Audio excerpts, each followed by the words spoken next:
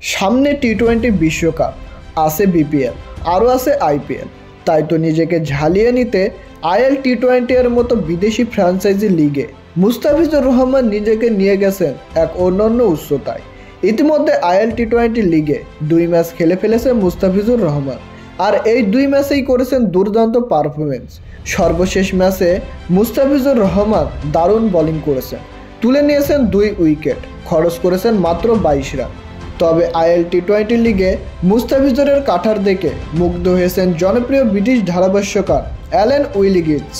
মুস্তাফিজুর যে বলটিতে Philip সল্টকে out করেছেন, নিজের দ্বিতীয় ওভারে প্রথম বলে ছক্কা এবং দ্বিতীয় বলে 4 হজম করার পর নিজের কাটার জাদুতে ফিলিপ সল্টকে যেভাবে বোকা বানিয়েছিলেন মুস্তাফিজুর রহমান, সেটা দেখার পর ধারাভাষ্য কক্ষ থেকে তিনি একটা কথাই বলছিলেন, সেটা হচ্ছে আপনারা তার কবজির দিকে তাকান, কি অসাধারণভাবে লিস্টের ব্যবহার করছেন সে। আমি সত্যিই জানি না মুস্তাফিজুর রহমান এটা কিভাবে করছে, but do not try this hope. তবে আপনারা ঘরে বসে এটা করার চেষ্টা করবেন না, কোনোভাবেই করবেন না, তাহলে আপনার কবজি খুলে আসতে পারে।